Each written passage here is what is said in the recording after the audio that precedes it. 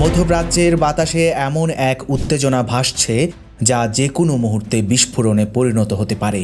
পারস্য উপসাগরের সেই নীল জলরাশি যেখানে সাধারণত তেলবাহী জাহাজ চলাচল করে, সেখানে এখন চলছে সামরিক মহড়ার আয়োজন। কিন্তু এবারের ঘটনা প্রবাহ কোনো সাধারণ মহড়া নয়।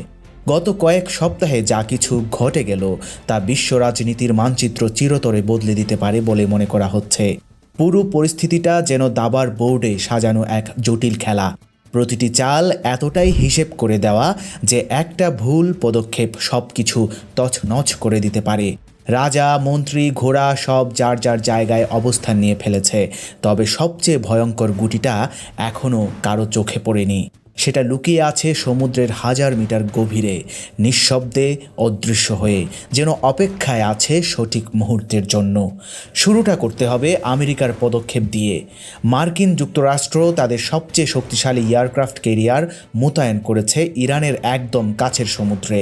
প্রথম দিকে অনেকেই ধরে নিয়েছিল এটা নিয়মিত টহল কার্যক্রম, কিন্তু আসলে তা নয়। এই ক্যারিয়ার স্থাপনের পেছনে যে বার্তা ছিল সেটা গোটা বিশ্ব বুঝে গেছে।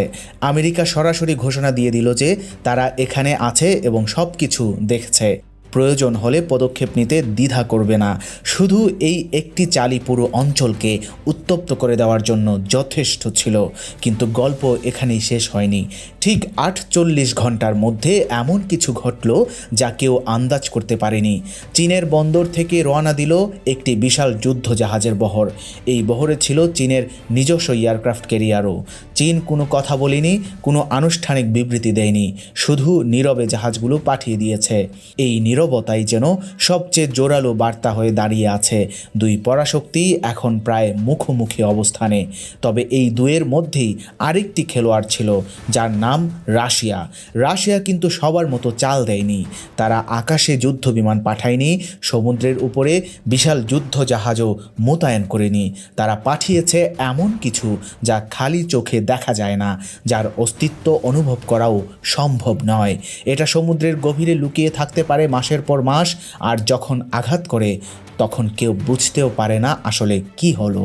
এই ভয়ঙ্কর জিনিসটার নাম বেলগোরোড ক্লাস সাবমেরিন। এই সাবমেরিনের কথা শুনলে যে কারো গা শিউরে উঠবে।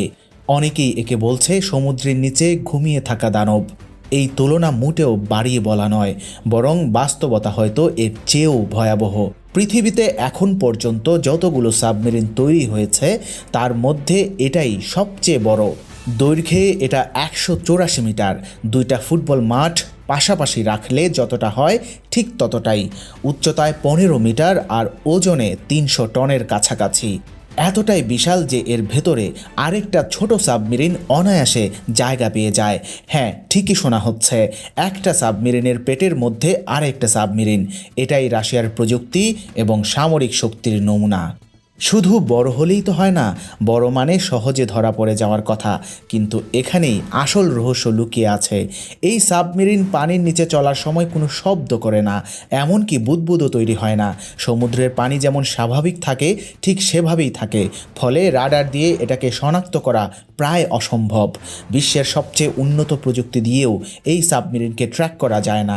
এটা যেন সমুদ্রের জলে মিশে যাওয়া একটা ছায়া। আছে কিন্তু দেখা যাচ্ছে না, অনুভব করা যাচ্ছে কিন্তু ধরা যাচ্ছে না। রাশিয়া এই সাবমেরিন বানিয়েছে চরম গোপনীয়তায়। প্রায় 6 বছর ধরে নির্মাণ কাজ চলছে, অথচ বাইরের দুনিয়া টের পায়নি। আন্তর্জাতিক মহল জানলে প্রচণ্ড চাপ আসতো, নিষেধাজ্ঞার পর নিষেধাজ্ঞা জারি হতো। তাই রাশিয়া সব চেপে গেছে। এমন গোপন জায়গায় এটা বানানো হয়েছে যেখানে স্যাটেলাইটের নজর পড়ে না। শ্রমিকদের মুখেও তালা ছিল, কেউ জানতো না তারা আসলে কি বানাচ্ছে। শুধু এটুকু জানতো যে এটা দেশের জন্য অত্যন্ত গুরুত্বপূর্ণ। এই সাবমেরিন কতটা গোপন সেটা বোঝাতে একটা তথ্যই যথেষ্ট।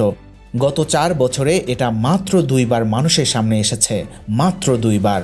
বাকি সময় এটা কোথায় ছিল কেউ জানে না। কোন সমুদ্রে ঘুরে বেড়াচ্ছিল সেটাও অজানা। এমনকি বিশ্বের সবচেয়ে শক্তিশালী গোয়েন্দা সংস্থাগুলো হাল ছেড়ে দিয়েছে। CIA হোক বা MI6, কেউই নিশ্চিত করে বলতে পারে না এই সাবমেরিন ঠিক এই মুহূর্তে কোথায় আছে। এটাই এর সবচেয়ে বড় শক্তি, অজানা থাকা এবং অদৃশ্য থেকে ভয় ধরিয়ে দেওয়া। এই সাবমেরিনের নিয়ন্ত্রণ রাশিয়ার সাধারণ নৌবাহিনীর হাতে নেই। এটা সরাসরি রাশিয়ার প্রেসিডেন্টের আদেশে চলে। ভ্লাদিমির পুতিন নিজে এটার দায়িত্বে আছেন। নৌবাহিনীর অনেক উচ্চপদস্থ কর্মকর্তাও এই সাবমেরিনের পুরো তথ্য জানেন না। যারা এটা চালান তারা বিশেষভাবে প্রশিক্ষিত। তাদের পরিবারও হয়তো জানে না তারা ঠিক কোন মেশিনে কাজ করছে। এই পর্যায়ের গোপনীয়তা খুব কম অস্ত্রের ক্ষেত্রে দেখা যায়। এবার আসা যাক এই সাবমেরিনের আসল ভয়ঙ্কর দিকে। এই সাবমেরিন শুধু বড় বা গোপন নয়, এটা যা বহন করে সেটাই মূল আতঙ্কের কারণ। এই সাবমেরিনে রাখা আছে পোসাইডন নামের একটি অস্ত্র। পোসাইডন হলো পারমাণবিক টর্পেডো। সমুদ্রের নিচ থেকে এটা ছুড়ে দেওয়া যায় এবং এটা 10,000 কিলোমিটার দূরত্ব পর্যন্ত পৌঁছাতে পারে। মানে রাশিয়া থেকে ছুড়লে আমেরিকার যে কোনো শহরে আঘাত হানা সম্ভব। এই পোসাইডন লঞ্চ করার অধিকার শুধুমাত্র একজনের আছে এবং সেই ব্যক্তি হলেন পুতিন। পোসাইডন কিন্তু শেষ নয়। এই সাবমেরিনে এমন এক ধরনের বোমা রাখা আছে যেটা পানির নিচে বিস্ফোরণ ঘটাতে সক্ষম। এই বিস্ফোরণ এতটাই শক্তিশালী যে সমুদ্রের 300 ফুট উঁচু ঢেউ তৈরি করতে পারে। 300 ফুট মানে এটা 30 তলা বিল্ডিংয়ের সমান। কল্পনা করলেই গা ছমছম করে ওঠে। এমন একটা ঢেউ যখন আছড়ে পড়বে উপকূলে, new York, Los Angeles, London বা টোকিও, বিশ্বের যে কোনো বড় শহর এই ঢেউয়ে ভেসে যেতে পারে। এটা কোনো সায়েন্স ফিকশন সিনেমার গল্প নয়, এটা একদম বাস্তব সম্ভাবনা। এই সাবমেরিনের ভেতরে আরও কিছু আছে যা শুনলে অবাক না হয়ে উপায় নেই। 2টা বিশেষ রোবট রাখা আছে যেগুলো পানির নিচে চলাচল করতে পারে। এই রোবটগুলো গভীর সমুদ্রে গিয়ে কৃত্রিম ভূমিকম্প তৈরি করতে সক্ষম। শত্রুর দেশের মাটি কাঁপিয়ে দেওয়া যায় সমুদ্রের তলদেশ থেকে। আবার এই রোবটগুলো দিয়ে শত্রুপক্ষের জাহাজ বা সাবমেরিন খুঁজে বের করাও সম্ভব। পুরো ব্যাপারটাই যেন হলিউড মুভির স্ক্রিপ্ট থেকে নেওয়া, কিন্তু এটা পুরোপুরি সত্য। এই সাবমেরিন পারমাণবিক শক্তিতে চলে, তাই কোনো জ্বালানির দরকার হয় না বছরের পর বছর। একবার চালু হলে একটানা চলতেই থাকবে, কোনো বন্দরে ভিড়তে হবে না এবং রিফুয়েলিংয়েরও প্রয়োজন নেই। এই কারণে এটা টানা 6 মাসের বেশি সময় পানির নিচে লুকিয়ে থাকতে পারে। এই সময়ে বাইরের দুনিয়া জানেও না এটা কোথায়। এটার গতি প্রায় 70 কিলোমিটার প্রতি ঘন্টা, যা পানির নিচের জন্য অবিশ্বাস্য। সাধারণ সাবমেরিনের তুলনায় অনেক বেশি দ্রুত, ফলে কেউ যদি এটাকে ধাওয়াও করে ধরতে পারবে না। এখন প্রশ্ন হলো এই সাবমেরিন কেন ইরানের দিকে যাচ্ছে এবং রাশিয়া কেন এই মুহূর্তে এটা পাঠালো? উত্তরটা খুব সহজ। আমেরিকা যখন তাদের এয়ারক্রাফট ক্যারিয়ার ইরানের কাছাকাছি রাখলো, তখন সেটা ছিল সরাসরি শক্তি প্রদর্শন এবং চ্যালেঞ্জ। রাশিয়া এই চ্যালেঞ্জ গ্রহণ করেছে, কিন্তু তাদের উত্তরটা ছিল আরও ভয়ঙ্কর। তারা যুদ্ধজাহাজ পাঠায়নি বা আকাশে যুদ্ধ বিমান ওড়ায়নি। তারা পাঠিয়েছে এমন কিছু যা দেখা যায় না, অথচ সবচেয়ে মারাত্মক। রাশিয়া যেন বলে দিল, তোমরা আকাশে আর পানির উপরে যা খুশি করো, কিন্তু পানির নিচে আমরা আছি এবং সেখান থেকে সব শেষ করে দিতে পারি। ইরানের পাশের সমুদ্র শুধু ইরানের জন্য নয়, বিশ্বের জন্যই গুরুত্বপূর্ণ। এই জলপথ দিয়ে বিশ্বের বিশাল অংশের তেল পরিবহন হয়। পারস্য উপসাগর হলো বিশ্ব অর্থনীতির জীবনরেখা। এখানে সামান্য অস্থিরতা তৈরি হলে পুরো বিশ্বের তেলের দাম আকাশে উঠে যাবে। চীন যুদ্ধজাহাজ পাঠিয়েছে এবং রাশিয়া তাদের সবচেয়ে ভয়ঙ্কর সাবমেরিন মোতায়েন করেছে। এখন আমেরিকা কি করবে সেটাই দেখার বিষয়। সমুদ্রের নিচে যে দানব লুকিয়ে আছে সেটা কখন জেগে উঠবে কেউ জানে না।